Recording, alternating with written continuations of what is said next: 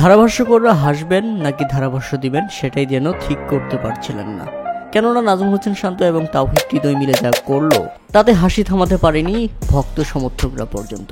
বল ধরার নাম নেই, অথচ দুইজন মিলে একই সাথে ড্রাইভ দিয়ে একই সাথে ফেল করলেন। পাকিস্তান ইনিংসের চতুর্থতম ওভারের ঘটনা ছিল সেটি। হাসান মাহমুদের করা ডেলিভারিটি পাকিস্তানি ব্যাটার সাহেবজাদা দুর্দান্ত একটি কভার ড্রাইভ করেন, আর সেই বলের পেছনে একই সঙ্গে দৌড় শুরু করেন নাজমুল হোসেন শান্ত এবং তাওহিদ হৃদয়। দেখা যায় একই সঙ্গে ড্রাইভও দিয়েছেন তারা, তবে আবার একই সঙ্গে ফেলও করেছেন। কেননা দুই ফিল্ডারের 4 হাতের মধ্যে একটা হাতও বলের মধ্যে স্পর্শ করতে পারেনি, তাই তো বল বাউন্ডারিতে আঘাত করে এবং সেই সঙ্গে দুই ফিল্ডার সহ বাউন্ডারি হজম করে বাংলাদেশ।